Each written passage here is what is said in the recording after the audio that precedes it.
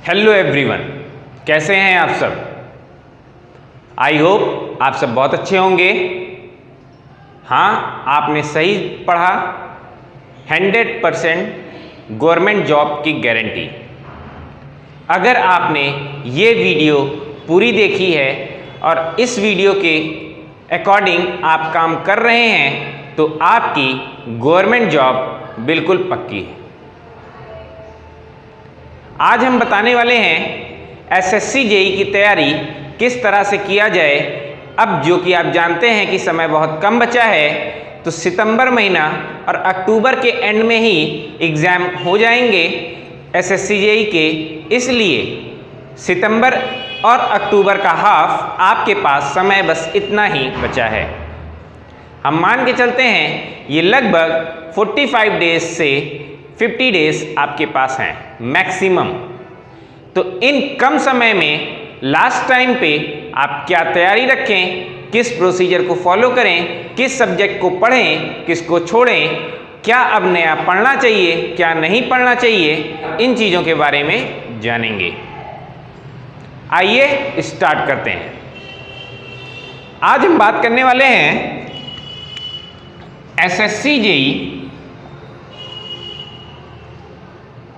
2019-20 इस एग्ज़ाम की तैयारी के लिए, जिसका एग्ज़ाम आपका अक्टूबर एंड में, अक्टूबर के लास्ट वीक में होने वाले हैं।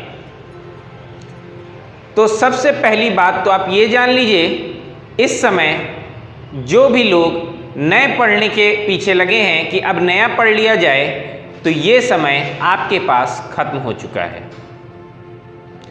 अब आपको नया नहीं पढ़ना है।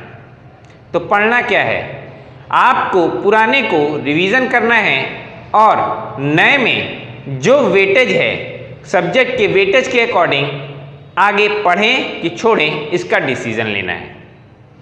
सब्जेक्ट के वेटेज के बारे में पहले जानते हैं।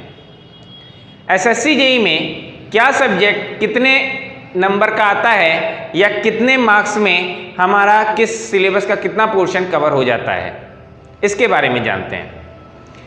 टेक्निकल, आपके पास 100 टेक्निकल क्वेश्चन होते हैं। 100 टेक्निकल 100 मार्क्स के। इन 100 मार्क्स की हम पहले प्रिपरेशन समझते हैं, बाद में नॉन टेक्निकल पे आएंगे। पहला सब्जेक्ट मैं जो ले रहा हूं वो है इलेक्ट्रिकल सर्किट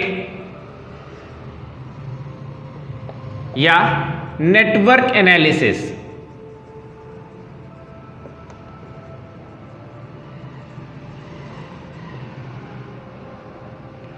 नेटवर्क एनालिसिस क्या है ये सब्जेक्ट एसएससी जेई में 100 क्वेश्चन में से अप्रॉक्सीमेटली 31 से 33 नंबर्स तक आता है।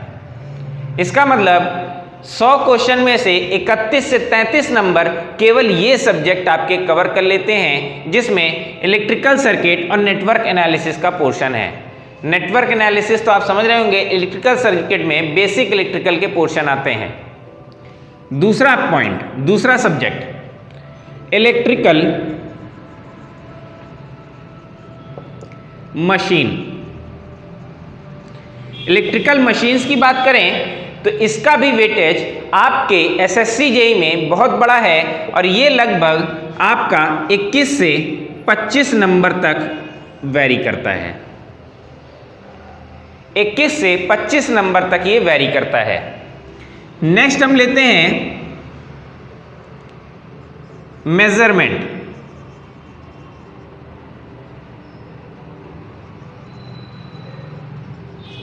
क्या है ये मेजरमेंट टॉपिक? आपका ये 21 से 25 नंबर है, तो इसी के आसपास उसका भी वेटेज आता है, जो कि 18 नंबर तक, 15 से 18 नंबर तक का वेटेज रखता है। नेक्स्ट आता है transmission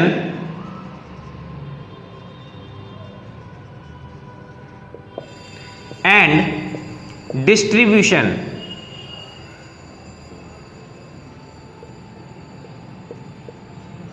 transmission and distribution topic, इसको मैं पावर सिस्टम भी बोलता हूं। पावर सिस्टम ये आपका अप्रॉक्सीमेटली 11 से 13 नंबर तक वेरी करता है। फोर्थ पॉइंट, फिफ्थ पॉइंट में हम बात करते हैं utilisation, UEET, utilisation, estimation and costing. Utilisation, estimation and costing ये आपका लगभग 10 नंबर तक वेरी करता है। 10 से 11 नंबर इसमें से आ जाते हैं।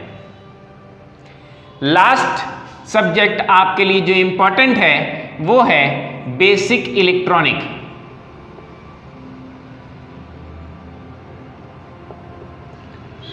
इसका मार्क्स लगभग 8 नंबर तक या 8 नंबर तक ये हो सकता है।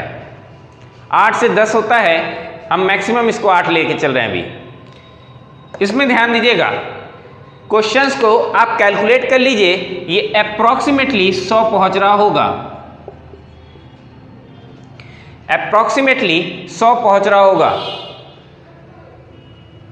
अब इसी वेटेज के अकॉर्डिंग सबसे पहला काम आपको क्या करना है, इसी वेटेज के अकॉर्डिंग जो सब्जेक्ट आप पढ़ चुके हैं उनको मार्क कर लीजिए, और जो नहीं पढ़ा है इसमें से अगर वो सब्जेक्ट नहीं पढ़ा है तो उस पे अभी आपको ध्यान देना है।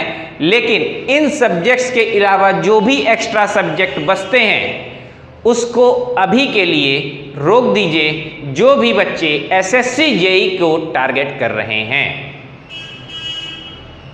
मैं फिर कह रहा हूं, अगर आपने इस वीडियो को पूरा देख करके मतलब पूरी तरह से यूटिलाइज किया है, पूरी बातों को फॉलो किया है, तो गारंटी है 99.99% की गारंटी है कि आप जरूर सक्सेस होंगे। इस बार गवर्नमेंट जॉब आपकी है। आइए फिर से देखते हैं, मैंने क्या कहा, 100 टेक्निकल सब्जेक्ट्स में 100 टेक्निकल क्वेश्चंस में से इलेक्ट्रिकल सर्किट और नेटवर्क एनालिसिस के लगभग 31 से 33 नंबर के क्वेश्चंस आपको मिल जाएंगे। इलेक्ट्रिकल मशीन में से 21 से 25 नंबर के क्वेश्चन मिल जाएंगे। मेजरमेंट में से 15 से 18 नंबर के क्वेश्चन मिल जाएंगे। ट्रांसमिशन एंड डिस्ट्रीब्यूशन से 11 से 13 नंबर के क्वेश्चंस, और utilisation UEET, estimation and costing से 10 से 11 नंबर के क्वेश्चंस मिलेंगे। बेसिक इलेक्ट्रॉनिक्स के 8 नंबर के क्वेश्चंस आपको लगभग मिल जाते हैं, जिसका ओवरऑल मतलब इन सबको अगर आप कंबाइन कर दें तो ये लगभग 100 के आसपास पहुंच जाएगा। 100 से ज़्यादा भी हो सकता है, मैक्सिमम को जोड़ रहे होंगे तो ज़्यादा भी मिल सकता है, लेकिन ये लगभग इतने के आसपास ही पहुँचेगा। मतलब एग्जाम में इसी सब्जेक्ट के इतने इतने वेटेज हैं, तो ये आपके लिए बहुत इम्पॉर्टेंट है। कैसे इम्पॉर्टेंट है, अब इसके आगे समझते हैं कि हमें इसमें करना क्या है। सबसे पहला काम, जो लोग भी नया पढ़ रहे हैं वो सब इस समय नया पढ़ना छोड़ दें। नए में आपको केवल वो टॉपिक्स पढ़नी है जो इन सब्जेक्ट से वेरी करती है या लाई करती है। जो भी टॉपिक्स इन सब्जेक्ट के अंदर आ रही हैं, केवल आपको उन्हीं टॉपिक्स को इस समय पढ़ना है। बाकी कोई भी टॉपिक हो, एक्स्ट्रा कंट्रोल सिस्टम है, कुछ भी आ जाए, आपको वो सब के बारे में नहीं पढ़ना है। SSC JEE के पॉइंट ऑफ व्यू से और सब इम्पॉर्टेंट नहीं है, केवल इतने को भी आप पूरा कर लेते हैं तो मैं गारंटी ले रहा हूँ कि आपकी गवर्नमेंट जॉब पक्की है। आगे समझते हैं।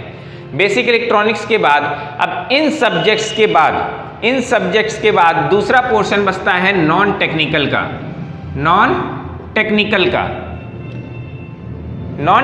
के अंदर जितने सब्जेक्ट हैं, अब मैं उनके वेटेज के बारे में पहले बता दूं, फिर मैं बताता हूं कि आपको पढ़ाई कैसे करनी है, क्या चीज़ें चेंजेस करनी है अपनी स्टडी में, क्या शेड्यूल बदलना है, क्या चीज़ें नहीं लानी है, क्या रोक देना चाहिए इस समय, क्या पढ़ना चाहिए, क्या छोड़ना चाहिए, इसके बाद आते हैं। पहले हम नॉन टेक्निकल के भी वेटेज को डिसाइड कर दें। आइए देखते हैं। अब देखेंगे नॉन टेक्निकल सब्जेक्ट्स के बारे में।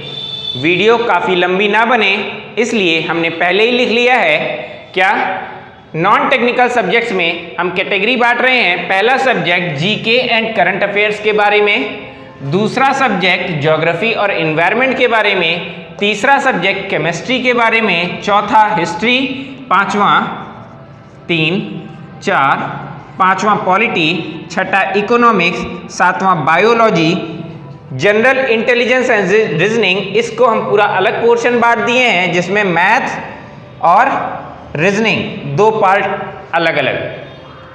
इन सब्जेक्ट के वेटेज के अकॉर्डिंग, मतलब अब सब्जेक्ट का वेटेज किस हिसाब से होता है इसको जान लीजिएगा थोड़ा सा। जीके मतलब जो वन लाइनर क्वेश्चन है, जो फैक्ट्स हैं, जो नहीं बदलने वाले ऐसे फैक्ट्स, करंट अफेयर, ये सब कितने नंबर्स में आ जाते हैं, लगभग 12 से 13 क्वेश्चन इसके मिलेंगे ही मिलेंगे। ज्योग्राफी और एनवायरनमेंट मिला करके लगभग 7 से 8 नंबर के क्वेश्चन मिल जाते हैं। फिजिक्स, केमिस्ट्री, इनके क्वेश्चंस लगभग इक्वल वेटेज में होते हैं। जनरली 4-4 क्वेश्चन आते हैं, लेकिन कम होने पर 6-7 से 8 क्वेश्चन इसके मिल सकते हैं। फिजिक्स का वेटेज ज़्यादा होता है, केमिस्ट्री का कम होता है। मान लीजिए 7 क्वेश्चन आ रहा है तो 4 इसमें आ जाएगा, 3 इसमें आ जाएगा, इस तरह से। लेकिन 8 आ रहे हैं तो 4-4 बराबर से आ जाएंगे। आगे हिस्ट्री के क्वेश्चन आपको 5 क्वेश्चन मिलेंगे ही मिलेंगे। पॉलिटी के भी लगभग 5 क्वेश्चन, इकोनॉमिक्स के 4 से 5 क्वेश्चन मिल जाएंगे। बायोलॉजी के 3 से 4 क्वेश्चन मिलेंगे ही मिलेंगे। अगर साइंस को पूरा कंबाइंड कर दिया जाए, तीनों को कंबाइंड कर दिया जाए, तो यहाँ 10 से 12 नंबर की फिजिक्स, केमिस्ट्री और बायो मिला करके आएगी। लास्ट बचता है आपका रीजनिंग और एप्टीट्यूड, जिसमें मैथ के क्वेश्चन मतलब क्वांटिटेटिव एप्टीट्यूड जिसे कहा जाता है वो 25 नंबर का, और रीजनिंग का पोर्शन 25 नंबर का आता ही आता है। अब आप लोग ये समझ लीजिए कि आप सभी टेक्निकल को स्टूडेंट्स हैं, सब ने साइंस साइड की पढ़ाई की है, तो सबसे एक्सपेक्ट किया जाता है ये फिजिक्स, केमिस्ट्री, बायो और मैथ के पोर्शन में, फिजिक्स, केमिस्ट्री, बायो और मैथ के पोर्शन में आप अच्छे नंबर एडवांटेज ले सकते हैं। कहाँ से? इसमें यहाँ समझिएगा, साइंस को अगर हम पूरा तीनों कंबाइन कर लें तो 10 से 12 क्वेश्चन में से अगर 12 है तो उसमें से 10 क्वेश्चन आप अटेम्प्ट कर सकते हैं। ये माना जाता है आप साइंस साइड के स्टूडेंट होने के कारण। मैथ की बात करते हैं, मैथ में भी 25 में से आराम से मैं कहता हूँ 20 क्वेश्चन तो ईजिली अटेम्प्ट करने वाले होते हैं। 25 में से 20 क्वेश्चन ईजिली अटेम्प्ट करने वाले होते हैं। क्वांटिटेटिव एप्टीट्यूड मतलब रीजनिंग का पोर्शन अगर आपका अच्छा है तो आप 25 में से 20 क्वेश्चन अटेम्प्ट कर सकते हैं। एग्जाम की तैयारी कर रहे हैं तो इतना तो आपको रखना ही पड़ेगा। 40 नंबर मैं कह रहा हूं कि आप यहां से पा सकते हैं 40 नंबर। यहां पे ध्यान दीजिएगा, केवल मैंने साइंस से ही 10 नंबर आपको दिलवा दिया। 50 में से 10 नंबर छोटी बात नहीं होती। साइंस के पोर्शन से ही मैंने 10 नंबर, 12 क्वेश्चन अगर आ रहे हैं तो उसमें से 10 नंबर आप आसानी से पा सकते हैं। तो 1-2 नंबर 10 क्वेश्चन है तो 8 मान लीजिए। इस हिसाब से आप आसानी से साइंस के वेटेज ले सकते हैं, एक पोर्शन। दूसरा हिस्ट्री, पॉलिटी, इकोनॉमिक्स 5-5-5 ध्यान दीजिएगा। ज्योग्राफी भी मिला लें तो 5। अगर आपने थोड़ा बहुत भी सोशल साइंस में इंटरेस्ट है तो इन में से 5, 10, 15, 20, इन 20 नंबर में से आसानी से आप 15 नंबर तक अटेम्प्ट कर सकते हैं। 20 में से 15 नंबर, और भी कम कर दें, चलिए 20 में से 12 नंबर तक आसानी से आप अटेम्प्ट कर सकते हैं। तो एक्स्ट्रा मैंने इस 10 के बाद एक्स्ट्रा 12 इन साइंस साइड से जोड़ दिया, सॉरी सोशल साइंस से जोड़ दिया। बचा हुआ करंट अफेयर 10 से 12 नंबर के क्वेश्चंस में से करंट अफेयर अगर मैं कह रहा हूं 12 क्वेश्चन भी आ रहा है, 10 क्वेश्चन भी आ रहा है तो हाफ कर दें, 5 क्वेश्चन भी आप इसमें से आसानी से अटेम्प्ट कर सकते हैं। 10, 10, 20, 5, 25, 27, लगभग 27 से 28 नंबर या अबव ही जाएंगे आप। 40 यहाँ, 20, 25 यहाँ, कम नहीं है। अभी ध्यान दीजिएगा, पिछले में टेक्निकल पोर्शन में से 100 नंबर के क्वेश्चन में से आप ऊपर के 3 सब्जेक्ट ले लेंगे अगर, तो आप ध्यान देंगे उसमें से आप लगभग 65 से 65 से 70 नंबर आप पा रहे होंगे। कैलकुलेट करके देख लीजिएगा, वीडियो पीछे करके देख लीजिएगा। ऊपर के 3 सब्जेक्ट केवल मिला करके, मैंने 6 सब्जेक्ट लिखे थे, केवल 3 सब्जेक्ट को मिला करके 65 से 70 नंबर आप आसानी से ला सकते हैं। 65 से 70 नंबर आप आसानी से ला सकते हैं, केवल 3 सब्जेक्ट की मैं बात कर रहा हूं पढ़ के। तो बचा हुआ ध्यान दीजिएगा, अगर 65 भी मान रहे हैं, 65 यहां पे 25 मान लें, यहां 40 मान लें, कितना हो गया ये 65 5 70 70 20 90 90 40 130 नंबर। लगभग 65% नंबर पे आप पहुंच चुके हैं। 65% नंबर पे आप पहुंच चुके हैं। लगभग इतनी ही कट ऑफ आपके लिए जाती है।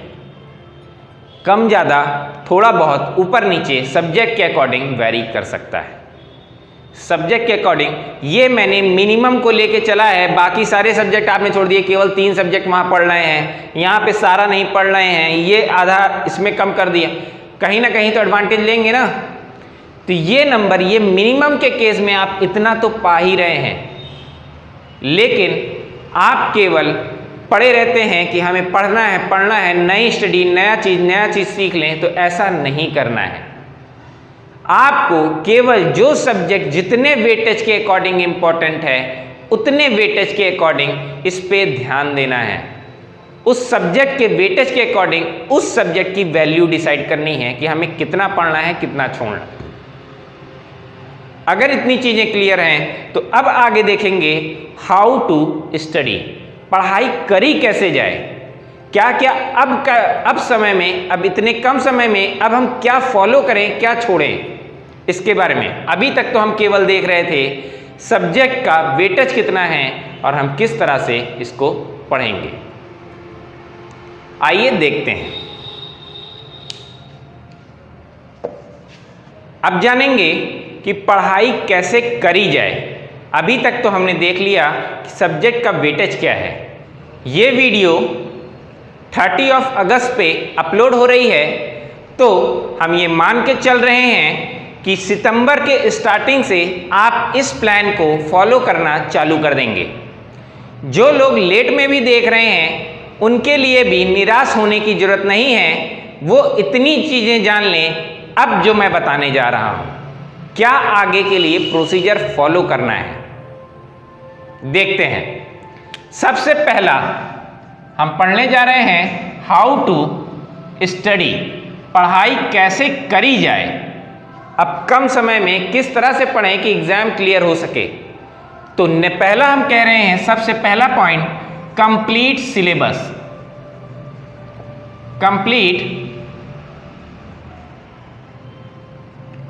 कंप्लीट सिलेबस, इसका मतलब क्या है? इसका मतलब ये नहीं है कि जो चीज़ अभी तक नहीं पढ़ा है उसको पढ़ने बैठ जाएं और उसी को पूरा करने लग जाएं। ये बिल्कुल नहीं है। कंप्लीट सिलेबस का मतलब ये है कि अब मैंने जितने सब्जेक्ट को दिया है, 6 सब्जेक्ट में बांटा था, 6 कैटेगरी में, इनको आप बांट लीजिए सब्जेक्ट के अकॉर्डिंग। मैंने आपको मोटिवेशनल वीडियो एक बनाई थी हाउ टू स्टडी के ऊपर, उसमें भी ऐसा कुछ मैंने बताया था। पेज को, एक पन्ने को लेकर के, A4 साइज पेज या जिस कॉपी में आप पढ़ाई करते हैं उस पेज को लेकर के 3 पार्ट में बांट दीजिए। एक पोर्शन रखिएगा इजी, एक पोर्शन रखिएगा हार्ड और एक रखिएगा मीडियम। इसका मतलब क्या है? अब ध्यान देना यह है कि जो भी सब्जेक्ट आप पढ़ चुके हैं, किसमें से, जो मैंने 6 सब्जेक्ट दिए हैं उसमें से, उन सब्जेक्ट को अगर आपको क्लियर है, आपने पढ़ा है और वो सब्जेक्ट आपका क्लियर है, उसमें प्रॉब्लम नहीं है, तो उन सब्जेक्ट को हम रख दें इजी में। किसमें? इजी पोर्शन में। मान लेते हैं आपको इलेक्ट्रॉनिक्स अच्छे से आती है, इलेक्ट्रॉनिक्स अच्छे से आती है, मैंने इजी पोर्शन में रख दिया और साथ में इसका वेटेज लिख दिया, 8 मार्क्स का था ये। मान लेते हैं ज़्यादातर बच्चों की मशीन्स अभी तक कवर नहीं हुई हैं, पूरी नहीं है, तो मशीन जैसे ऐसा कोई सब्जेक्ट जो अभी तक कवर नहीं है, या अगर आपको आता है अगर आपने पहले कभी पढ़ा है और आपको आता है तो उन पोर्शन को मीडियम में डालिएगा, लेकिन आपको आता भी नहीं है और आपने पढ़ा भी नहीं है तो ऐसे सब्जेक्ट को हम किस में डालेंगे? हार्ड में। मान लिया मशीन आपको आती भी नहीं है और आपने पढ़ी भी नहीं है तो ऐसे सब्जेक्ट को हमने डाल दिया हार्ड में। इसका वेटेज भी साथ में लिखेंगे, लगभग 25 मार्क्स का था ये, वेटेज भी साथ में लिख दिए।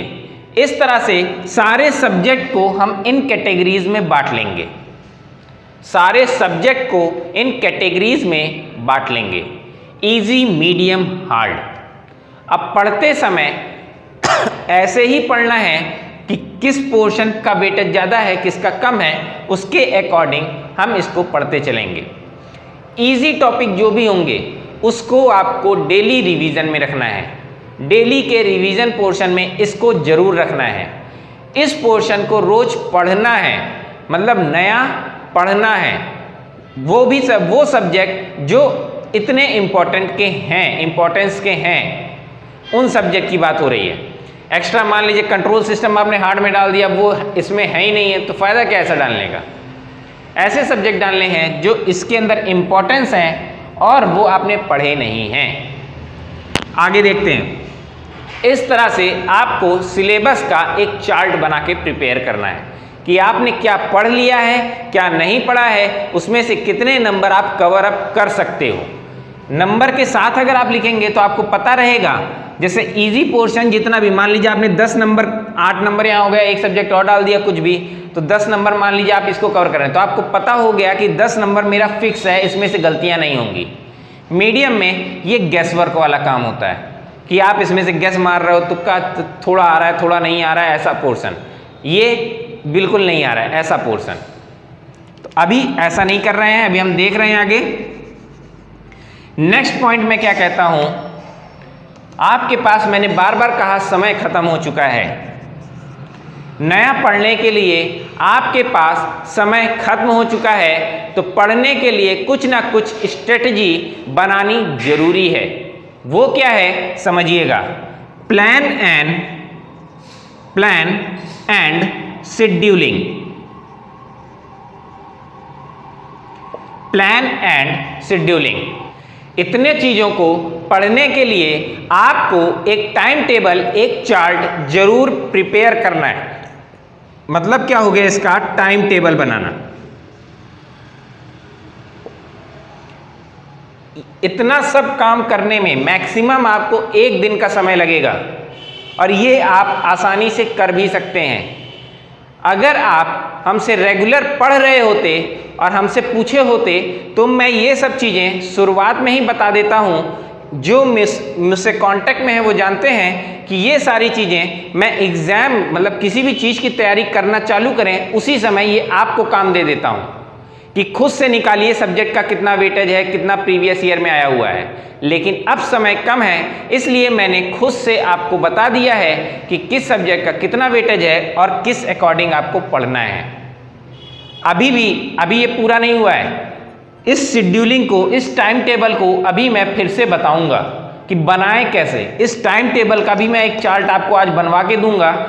अगर पॉसिबल हो तो आप उसको फॉलो करिएगा, अगर नहीं हो तो अपने अकॉर्डिंग, अपनी सुविधा के अकॉर्डिंग उसको बनाइएगा। आइए देखते हैं नेक्स्ट। इस पोर्शन पे मैं लास्ट में आऊंगा, प्लान, शेड्यूलिंग, टाइम टेबल पे। पहले हम इसके बाद का देख लेते हैं और क्या स्टेप है। तीसरा स्टेप है सेल्फ असेसमेंट।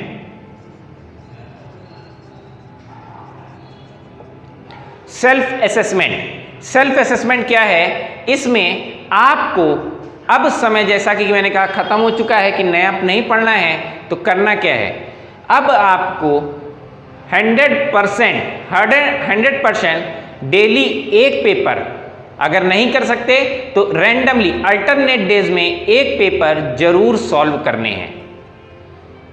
मैंने क्या कहा, एक टेस्ट पेपर डेली, अगर नहीं कर सकते तो अल्टरनेट डेज में एक पेपर जरूर सॉल्व करने हैं।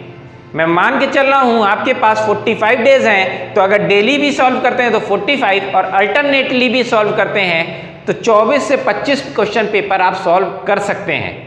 इसलिए हम मिनिमम इसकी मान के चलते हैं 24 पेपर्स, कम से कम इतने दिनों में आपको 24 पेपर सॉल्व करने ही करने हैं कैसे भी। जिसमें फुल लेंथ हो तो अच्छी बात है, अगर नहीं हो तो सब्जेक्ट वाइज आप पेपर सॉल्व करिए, ज़्यादा अच्छा है। आगे देखते हैं क्या है ये।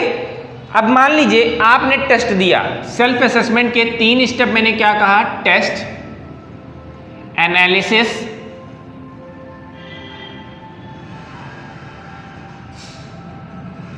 और रैंकिंग। 3 पोर्शन में सेल्फ असेसमेंट आपको करने हैं। पहला हिस्सा क्या है सेल्फ असेसमेंट के लिए, आपको टेस्ट देना है। वो कितने पेपर्स, 24 पेपर।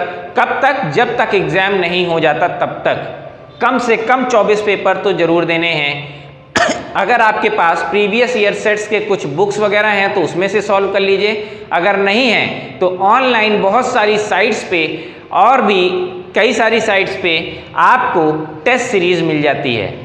उस टेस्ट सीरीज को लेकर के सॉल्व करना चालू कर दीजिए। हो सकता है स्टार्टिंग में नंबर कम आएंगे, मान लीजिए आप 200 क्वेश्चन में से केवल 70 से 80 नंबर पा रहे हैं, केवल कितना पा रहे हैं, 70 से 80 नंबर। तो मैं गारंटी ले रहा हूं अगर आपने इतनी चीज़ों को फॉलो कर लिया तो एंड पहुंचते पहुंचते, आखिरी तक पहुंचते पहुंचते आप इसी 200 में से 150 नंबर तक कवर कर सकते हैं। ये मेरी गारंटी है। अगर आप इतना भी पा रहे हैं तो स्टार्टिंग में, लेकिन अगर आपने इसको फॉलो करना चालू कर दिया तो आप 150 क्वेश्चन तक पहुंच सकते हैं। और इस चीज़ को हल्के में ना लीजिएगा, ये मैं पूरी कॉन्फिडेंस के साथ कह रहा हूं। पहला काम क्या करना है, टेस्ट का। अब दूसरे काम पे आ रहे हैं, एनालिसिस। एनालिसिस को समझिएगा थोड़ा सा।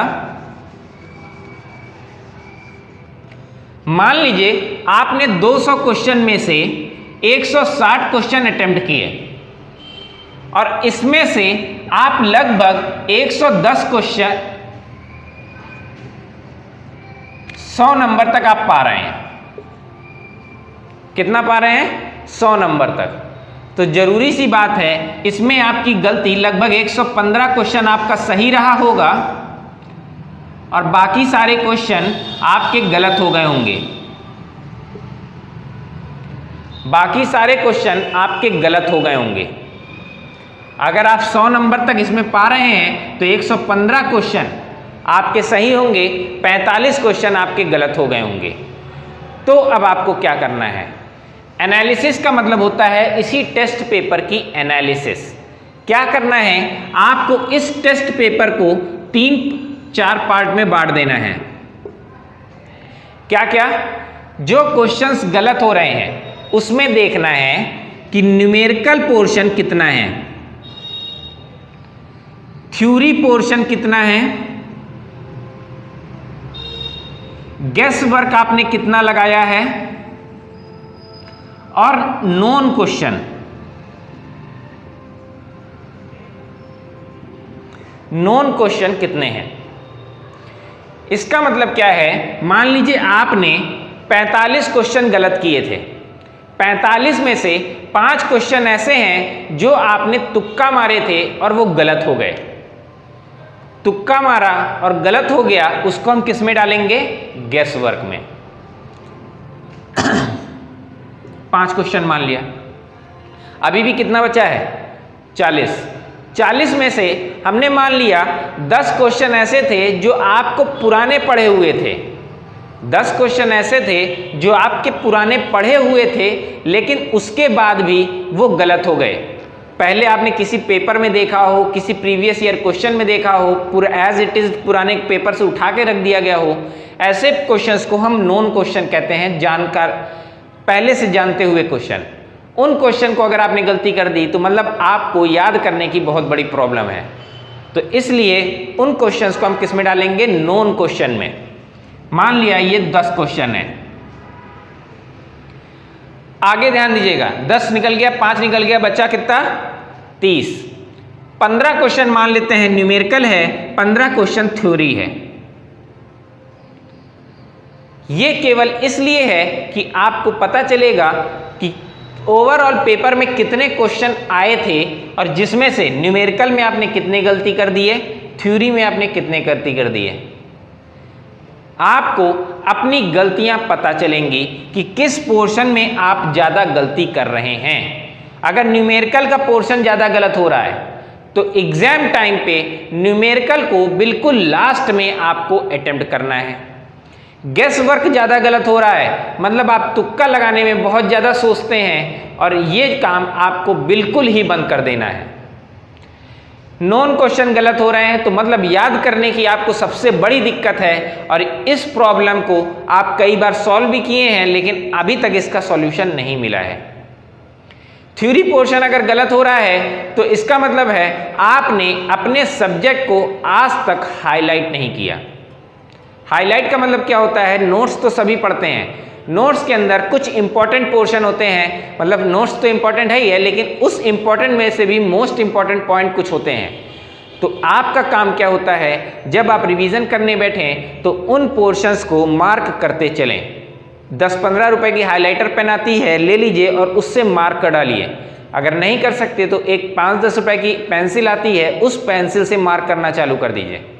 पेन से इसलिए मैं नहीं कहता क्योंकि बाद में पढ़ने में जब वो गंदा हो जाता है तो पढ़ने में अच्छा नहीं लगता।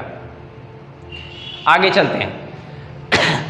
इतनी चीज़ों के बाद हर बार हर टेस्ट के बाद आपको अपनी रैंकिंग देखनी है कि और जो लोग टेस्ट दे रहे हैं उनसे हमारा कंपैरिजन कहाँ चल रहा है। आप बस शुरू में पेपर देते रहिए, कोई फ़र्क नहीं पड़ता, लेकिन बाद में रैंकिंग देखना भी ज़रूरी है। तो इतनी चीज़ों को आपको करना बहुत ज़रूरी है कि आपकी गलती कहाँ ज़्यादा हो रही है, इसको आप फाइंड आउट करिए और ये तभी पता चलेगा जब आप टेस्ट पेपर सॉल्व करेंगे, अदरवाइज नहीं पता चलेगा। अभी मैं सब बताऊंगा कि किस तरह से टाइम शेड्यूल भी मैं आपको बना के दूंगा, किस समय आप पेपर सॉल्व करिए, किस समय आप पढ़ाई करिए, किस समय नया पढ़िए, किस समय पुराना पढ़िए। लास्ट आता है सेल्फ असेसमेंट के बाद लास्ट में पॉइंट कहता हूं रिवीजन का। रिवीजन मैं शुरू से कहता चला आ रहा हूं, रिवीजन बहुत इंपॉर्टेंट होता है किसी भी एग्जाम को क्रैक करने के लिए। इसलिए जो आप पढ़ चुके हैं उन सब्जेक्ट को डेली के डेली रिवीजन करना स्टार्ट कर दीजिए। मतलब आपको 2 से 3 घंटा रिवीजन पे देना ही देना है, कैसे भी करके आप निकालें। आगे चलते हैं। इतनी चीजें अगर क्लियर हों तो अब इसके बाद आपके पास लास्ट में अब बताने वाला हूं कि टाइम टेबल अपना कैसे मैनेज करें, किस तरह से बनाएं, मतलब कि plan scheduling and time table के बारे में इस पॉइंट पे आ रहे हैं। अभी हमारे ख्याल से कहीं कोई दिक्कत नहीं होनी चाहिए। क्या क्या मैंने कहा, सबसे पहला कंप्लीट सिलेबस, मतलब कि आपके वेटेज के अकॉर्डिंग कितना सिलेबस आपको कंप्लीट हुआ है, कौन सा नहीं हुआ है, उनको आप कैटेगराइज कीजिए। कैटेगरी करने के बाद अब इस टाइम शेड्यूलिंग के हिसाब से इनकी स्टडी मैनेज करिए, इन सब्जेक्ट्स की स्टडी मैनेज करिए। वो कैसे करेंगे अब मैं टाइम शेड्यूल बताने जा रहा हूँ, तो उसके आप देख लीजिएगा। सेल्फ असेसमेंट में आपको डेली या अल्टरनेट डेज में एक टेस्ट पेपर जरूर सॉल्व करना है, एक टेस्ट पेपर जरूर सॉल्व करना है और टेस्ट पेपर की एनालिसिस करनी है कि किस जगह पे गलती ज़्यादा हो रही है, किस जगह पे कम हो रही है। न्यूमेरिकल में ज़्यादा हो रही है तो एग्जाम टाइम पे, मतलब जिस भी पोर्शन में, मान लीजिए थ्योरी में ज़्यादा हो रही है तो जिस भी पोर्शन में गलतियाँ ज़्यादा हैं उस चीज़ों को, उन जगह को एग्जाम टाइम पे लास्ट में आपको सॉल्व करना है। एग्जाम में लास्ट में सॉल्व करना है।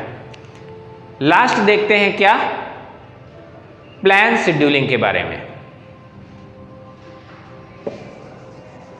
अब हम देखेंगे टाइम शेड्यूलिंग के बारे में, प्लान एंड शेड्यूलिंग के बारे में, टाइम टेबल के बारे में। ये आपके लिए इतना ही इम्पॉर्टेंट है जितना कि किसी एग्जाम को क्लियर करना।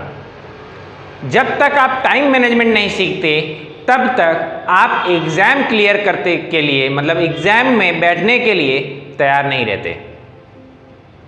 तो सबसे पहले तो इतना जान लीजिए कि जो भी आप टाइम बनाएं, जो भी टाइम आप बनाएं वो टाइम आपके अकॉर्डिंग होना चाहिए। जैसे कि एग्जाम किस समय होता है, एसएससी जेई के एग्जाम की यहाँ बात हो रही है तो ये 3 टाइम में करते हैं, सुबह, दोपहर, शाम 3 टाइम पे एग्ज़ाम लेते हैं, जिसमें 9 बजे से टाइमिंग स्टार्ट हो जाती है। 9 बजे से स्टार्ट करके ये 12-11 बजे तक रखते हैं। फिर 12 बजे से दूसरा शेड्यूल चालू होता है, तो 12 से लेकर के 1-2 बजे तक। 3 बजे से फिर चालू करते हैं, तो 3 से 5 बजे तक। इस तरह से इनकी शेड्यूलिंग चलती है। तो कोशिश करिए बाकी समय आप पढ़ने बैठें चाहे ना बैठें, लेकिन इन टाइम इंटरवल पे जरूर पढ़ने के लिए बैठिए। इन टाइम इंटरवल पे पढ़ना जरूरी है। क्यों जरूरी है, आपको ये समझ में आएगा जब आप इसको फॉलो करने लगेंगे। आगे देखते हैं। हम मान के चल रहे हैं आप सभी सुबह 6 बजे उठ जाते हैं। अगर नहीं उठते हैं तो अपना टाइम शेड्यूल उतने समय के बाद से स्टार्ट करिएगा जब से आप उठते हैं। मैं 7 बजे से स्टडी इंटरवल स्टार्ट कर रहा हूँ। सुबह 7 बजे से स्टडी की टाइमिंग मैं स्टार्ट कर रहा हूँ। तो 7 बजे, 8 बजे, 9 बजे कोशिश करिए सुबह के समय आपकी एडेप्शन, मतलब आप कोई चीज़ अडॉप्ट करें, कोई चीज़ आसानी से पढ़ पाएँ या उसको याद रख पाएँ, ये कैपेबिलिटी आप में सुबह के समय बहुत ज़्यादा होती है। इसलिए ऐसे इंटरवल में हैवी सब्जेक्ट जो हमने हार्ड लिखा हुआ था, 3 सब्जेक्ट की कैटेगरी बांटी थी, उसमें हार्ड, मीडियम और ऐसे रखा था, तो हार्ड सब्जेक्ट को यहाँ पे रख दीजिए। हार्ड सब्जेक्ट को मंडे की शेड्यूलिंग सुबह 7 बजे से 9 बजे तक मैक्सिमम, 10 भी मत रखिए, 9 बजे तक 1 घंटा बीच में, हार्ड के बाद यहाँ बीच में ब्रेक कर दीजिएगा। 9 के बाद यहाँ ब्रेक कर दीजिएगा। 7 से 8, 8 से 9, 2 घंटा भी हम कह रहे हैं, तब भी सफिशिएंट ही हो जाएगा आपके लिए। इतना भी कोशिश रखिए कि 3 घंटे का इंटरवल आप एक बार में एक स्टडी के लिए रखिए। लेकिन सुबह उठते ही आप लोग पढ़ने नहीं बैठ पाते, फ्रेश वगैरह होना है या कुछ भी किसी तरह का भी डेली रूटीन वर्क भी है, तो आपको ये समय बीच में ब्रेक कर सकते हैं। कब? पहले लगातार कॉन्टिन्यूअस स्टडी के बाद। पहले हमने हार्ड स्टडी को रख दिया और ये आपको डेली रूटीन में चलाना है। डेली रूटीन में मतलब कि मान लीजिए मंडे, ट्यूसडे, वेडनेसडे अगर हमने इसको रख दिया, तो अगले 3 दिन दूसरा सब्जेक्ट, यहाँ पे हार्ड 1, इस तरह से हार्ड 1, हार्ड सब्जेक्ट को यहाँ पे मैंने कैटेगराइज कर दिया।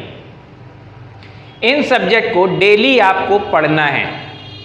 डेली मीन्स बिना रूटीन ब्रेक किए, चाहे आपको नया पढ़ना पड़े, चाहे आपको उस वेटेज के अकॉर्डिंग कवर करना हो, रिवीजन करना हो, लेकिन पढ़ना वही सारे सब्जेक्ट हैं जो हार्ड आपको लगते हों।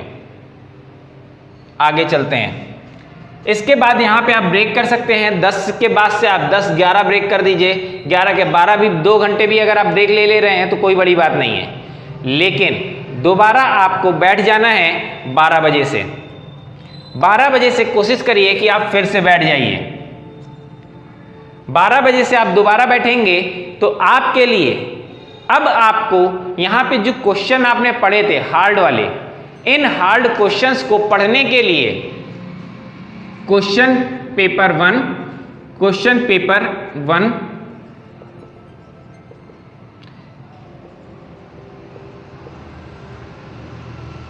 क्वेश्चन 1 सॉल्व करना है। इसका मतलब क्या है, इस चीज को आप चेंज भी कर सकते हैं। किससे? मीडियम से। मीडियम हम अभी नीचे रखने वाले हैं, लेकिन आप इसको ऊपर नीचे अपने अकॉर्डिंग बदल सकते हैं। दोपहर में या घर के सुबह के बाद, इन दोपहर के टाइमिंग में अक्सर करके घर पे काम बहुत ज़्यादा होते हैं। घर पे काम बहुत ज़्यादा होते हैं, आप लोग घर पे रह रहे हैं, तो ज़्यादातर लोग यही कहते हैं कि घर पे पढ़ाई नहीं होती। तो वो यही ऐसा ही समय होता है जिस समय आप कहते हैं ज़्यादा पढ़ाई नहीं होती। तो इसीलिए इन टाइम इंटरवल में, जिस समय पढ़ाई कम आपको लग रही है, इन टाइम इंटरवल में आपको क्वेश्चन पेपर सॉल्व करने हैं। क्वेश्चन पेपर कौन से सॉल्व करने हैं ये समझिएगा। आपने ये जो सब्जेक्ट पढ़ा था, मान लीजिए आज आपने इंडक्शन मोटर में फ्लक्स की बात पढ़ी है या इंडक्शन मोटर में फील्ड थ्योरी पढ़ी है। सिंक्रोनस मोटर में वी कर्व पढ़ा है, ऐसा कोई चीज आपने पढ़ा है तो उस टॉपिक से रिलेटेड नेट पे सर्च करके या बुक्स में कहीं क्वेश्चन मिले तो उसको, उन क्वेश्चंस को डेली सॉल्व करना है। इन इंटरवल में 2 से 3 घंटा सफिशिएंट है, मैक्सिमम है। हमने कहा 1 बजे से भी आप बैठे, 12 बजे से लेकर के 2 बजे तक का इंटरवल होता है दूसरे इंटरवल के लिए, तो 12 से 2 के लिए आप समय रख लीजिए, 12 से 1, 1 से 2, तो यहाँ 2 बजे तक। इतने में आपको आसानी से ये पढ़ना ही पढ़ना है। ये शेड्यूलिंग आपको यहाँ पे फॉलो करनी ही करनी है।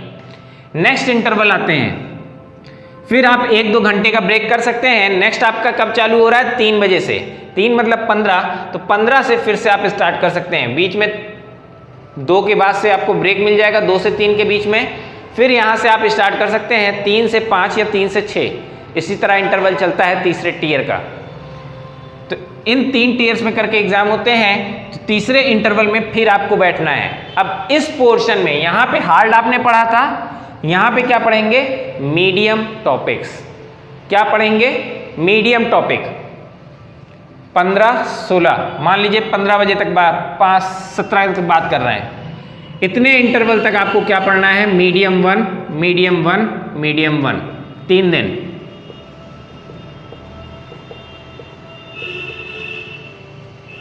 ये रूटीन आपको डेली फॉलो करने हैं। Daily means daily.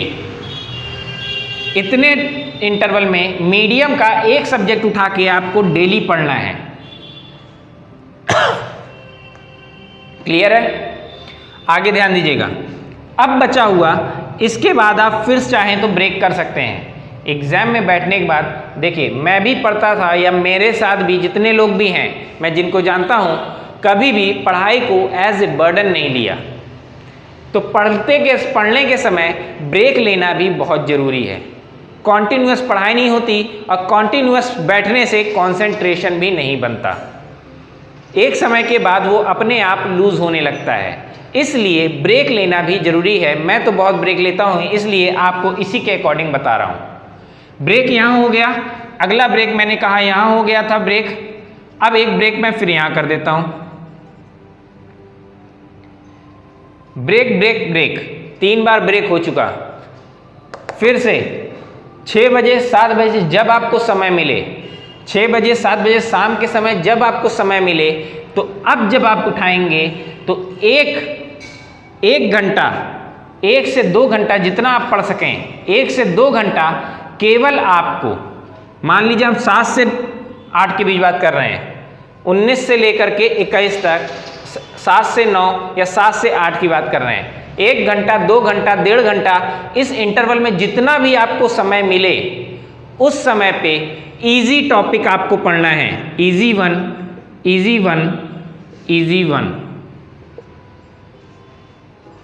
अरे 6 ही सब्जेक्ट थे, तो 3 सब्जेक्ट तो आपने यहीं कवर कर लिए, हार्ड, मीडियम, इजी,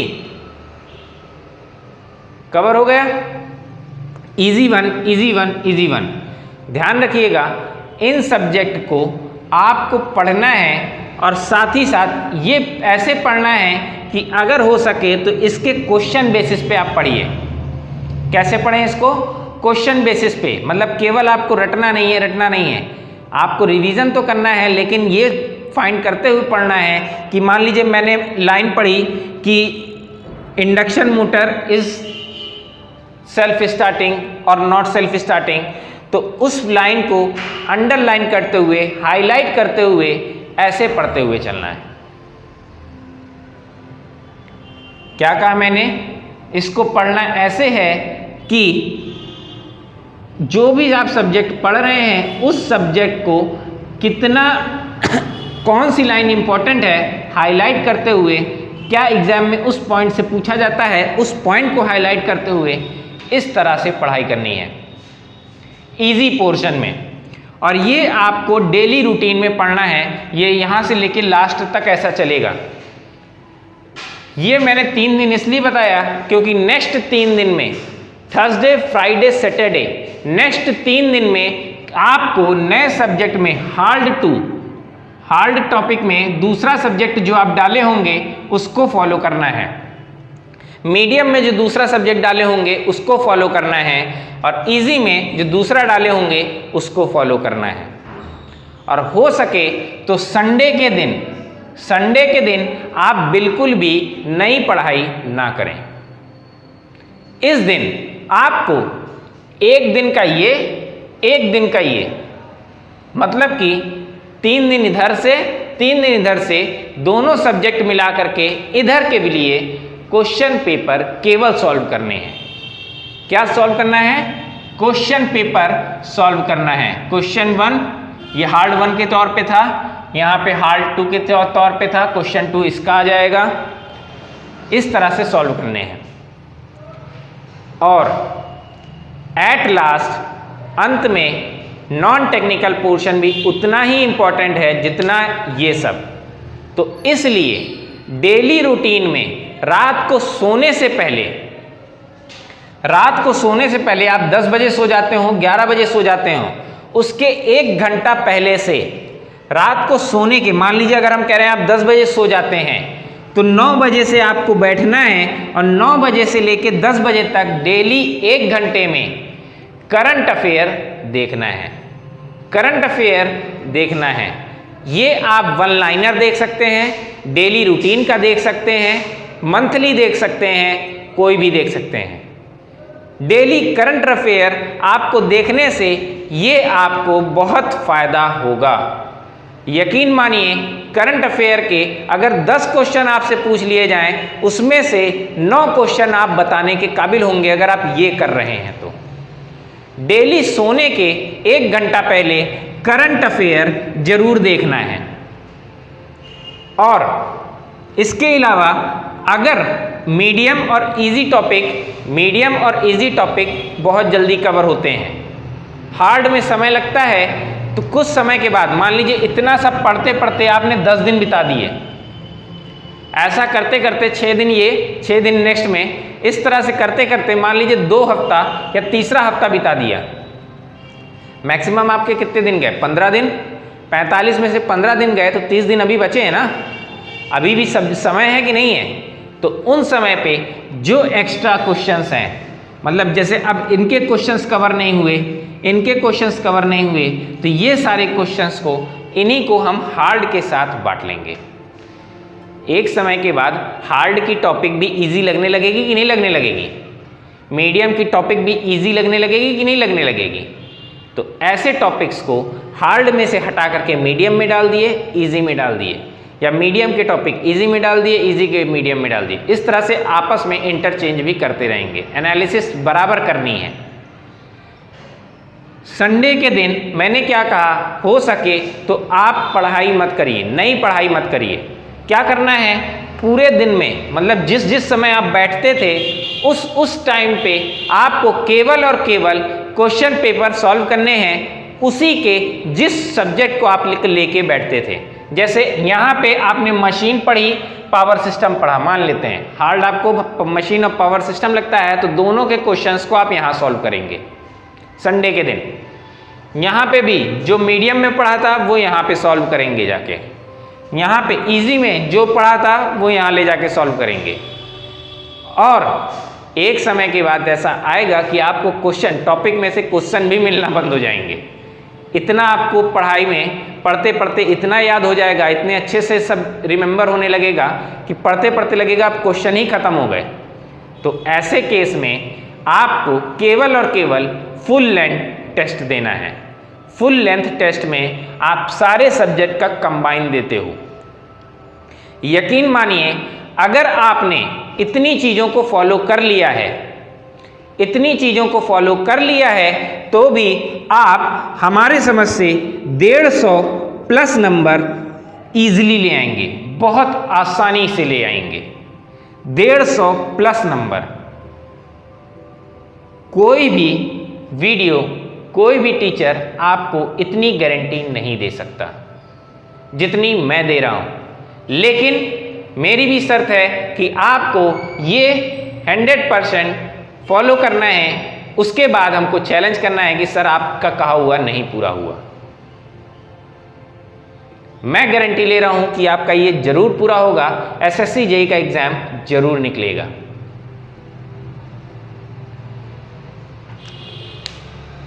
इतनी चीजें अगर क्लियर हों तो आज का टॉपिक यहीं खत्म करते हैं।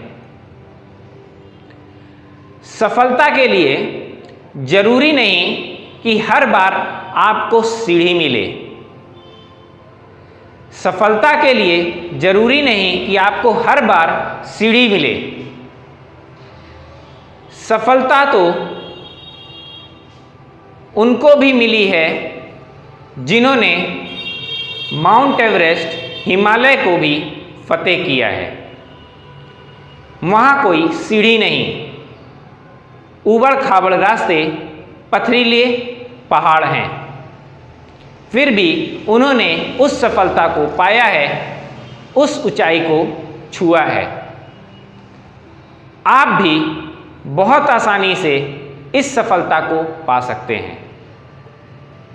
इतना याद रखिएगा, ये सब्जेक्ट ऐसा है, अगर पेपर आपके लिए कठिन है तो सबके लिए कठिन लगेगा, आपके लिए इजी है तो सबके लिए इजी लगेगा।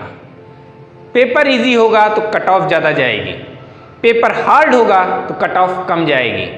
तो ये सबके लिए इक्वल है, आपके लिए ऐसा नहीं है कि आपके लिए कठिन हो गया। इसलिए इन चीज़ों को ध्यान में रखते हुए वीडियो को पूरा देखा आपने तो मैं गारंटी ले रहा हूँ आपको इस साल एसएससी जेईई में सफलता जरूर मिलने वाली है, अगर आपने इतनी चीज़ों को फॉलो कर लिया है तो। वीडियो अच्छा लगे तो ज़्यादा से ज़्यादा लोगों तक शेयर करें, लाइक करें, सब्सक्राइब करें। Please like, subscribe and share. Thank you.